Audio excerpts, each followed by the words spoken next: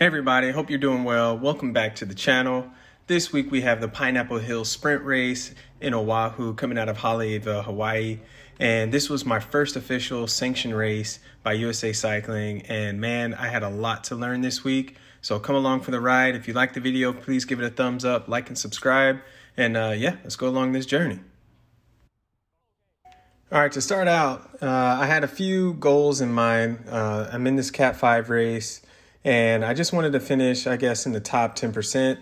And so I thought the best way for me to do that, not really having any strategy or any teammates with me, I thought would be to just kind of stay to the front of the race. So we're in the neutral zone right here going through Old Haleiwa town, and we're being escorted out at a neutral pace, about 15 miles an hour.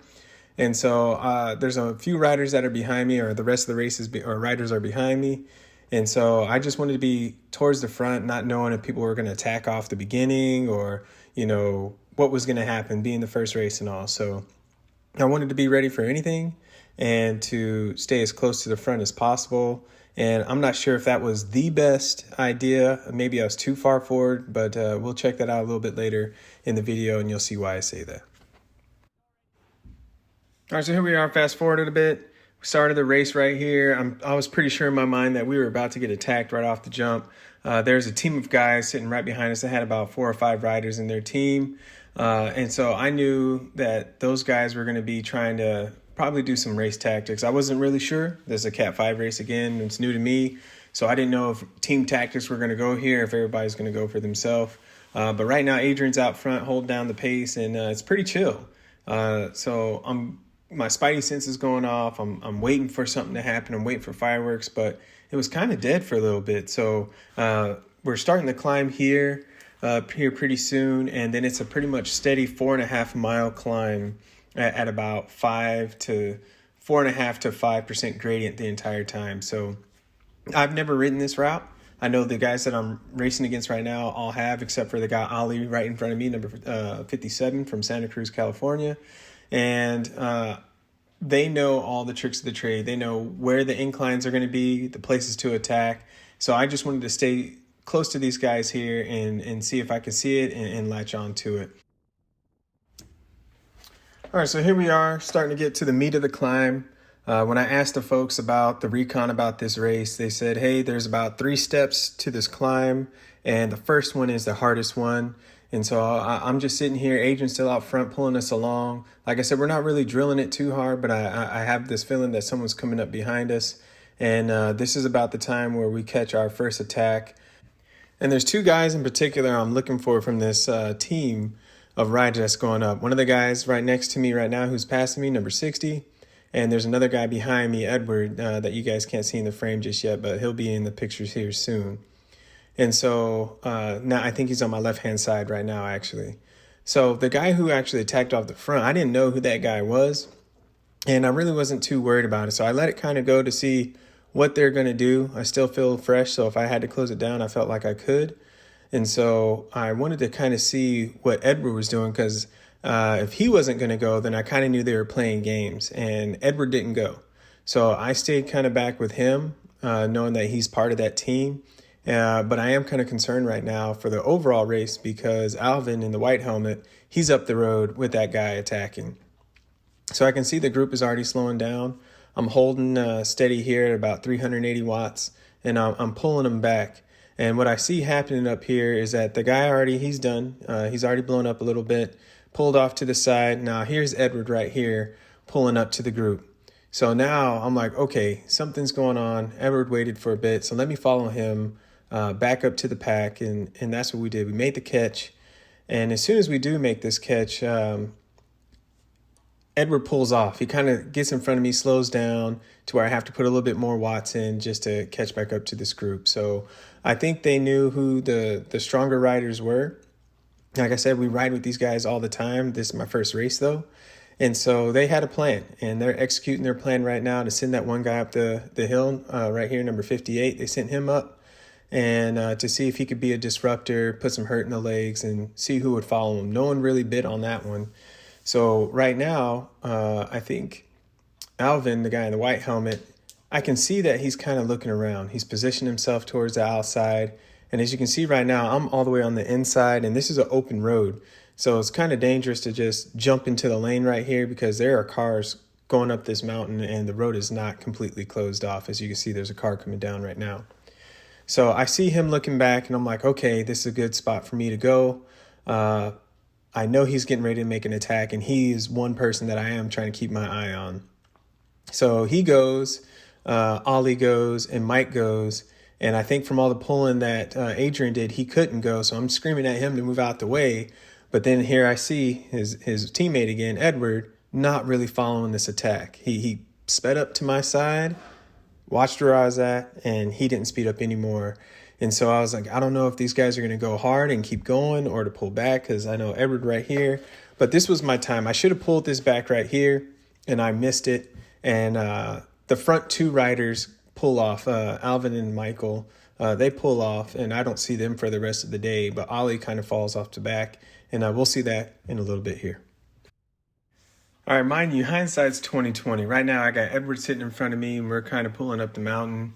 And during the race, I still wasn't really sure if they were doing team tactics, but after watching the video and, some post-race commentary, I'm pretty clear now that what they were doing is purposeful.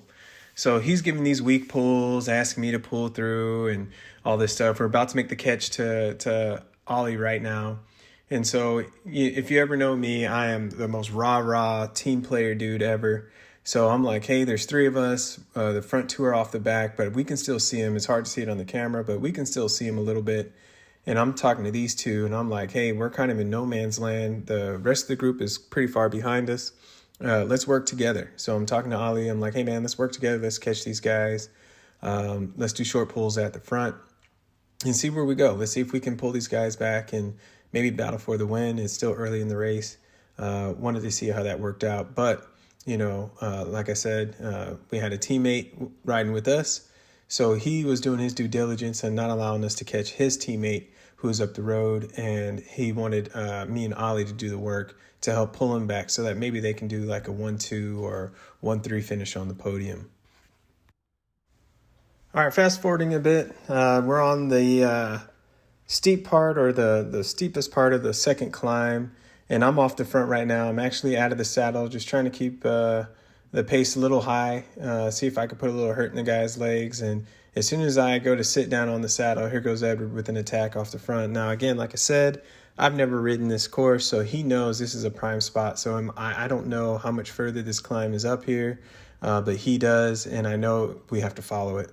So he's putting in a big dig right here, and he's a sneaky rider. He never gets out of the saddle to show that he's actually sprinting. So he could come past you with a lot of power, a lot of speed, and it looks very regular to you. So kudos to him for his racing style and his racing tactic.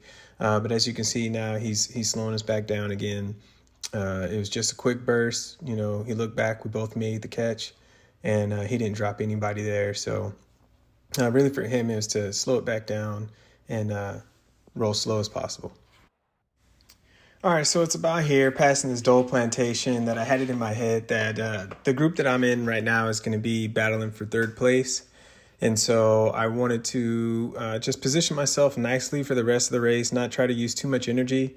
I didn't see the front two riders anymore, so those guys are gone. And so I just wanted to be smart. I know I'm a punchy rider. I don't have that. I'm not your traditional cyclist that weighs 150 pounds and just does 100-mile road cycling rides every weekend. I have a normal job. I'm close to 200 pounds, and I know I have a big sprint, and that doesn't last that long. So game for me is to just stay as close as possible to the end and ride this thing out to a sprint finish and hope that I land on the podium. All right, so just a few minutes ago, I got done doing my pull off the front, and Ollie's coming through right now. And this guy's a tractor man, just pulling strong, and we're feeling good right here. The course really isn't doing too much. It's almost, I know we're getting towards the end, and here we go. He's doing a big attack right here. Again, like I said, he doesn't get out the saddle. Very, very sneaky rider, and he puts in a big dig right here. My power meter is going a little haywire right here. Don't know what happened there, but it's back. And I'm screaming at Ollie right now, like, keep going, man. I I don't think he can hold this to the end. And once he gets done pulling, I'm going to come through and try to pull as hard as I can as well. So good on Ollie, man. This guy is strong. Like I said, he pulled us all the way up here. By the time I see that he's done, I kind of pull around. And my goal is to pull both of us up. Me and him have been working hard all day today. I don't have the time up here, but we're probably about 35 minutes into this ride right now. And I can see that we're making time back on him. So I'm not trying to push too hard. I pushed just a little bit, just enough to start closing that gap down. And thankfully we made the catch before the right-hand turn. And this right-hand turn leads us to our last little bit of the race. It's only an 11.2 mile race. And so we made the catch before then, and that was the goal. And everybody's together. So Ollie's there with us, Edward and myself. And so he kind of pulls over and lets me pull through. And I'm saying to myself, I am not pulling. I don't care what happens right now. This is perfect for me. If they want to let me relax and recover, then hey, let's do it. All right, so here we are, almost a half mile up the road. And like I said, I've been chilling. You can see I'm doing less than 100 watts. My heart rate's now back down to 156 beats, but I think we chilled just a little too much because here comes good old Adrian again, man, pulling through hard. I was looking back all day, didn't even see him, so I don't know where he came from. I don't know when he made that catch, but we're approaching the last half mile of the race right here. So Ollie is in here tracking him down.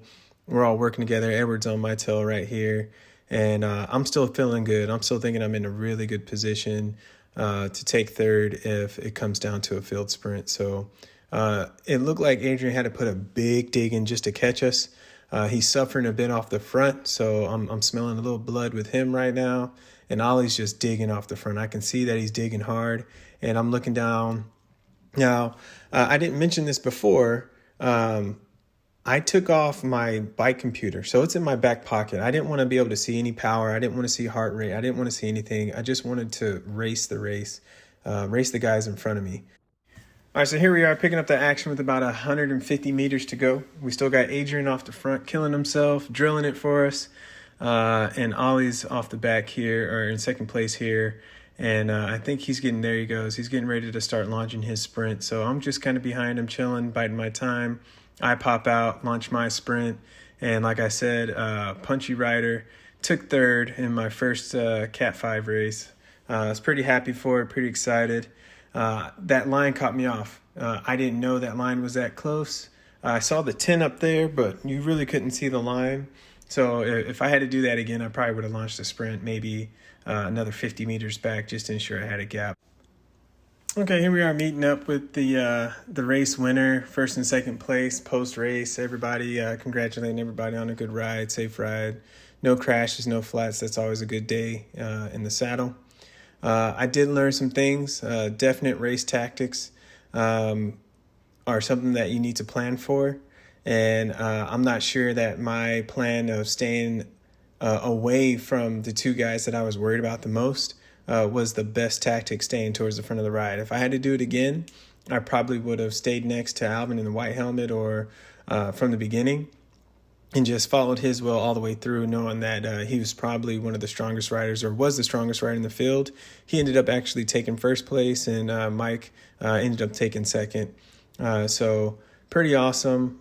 Good day overall. Thank you guys for coming out. Thank you guys for watching the video. Leave a comment for how I can make this video better or make these videos better. And if you do subscribe, hey, thank you guys for helping out the channel. Appreciate it. And I'll see you guys next time. Peace.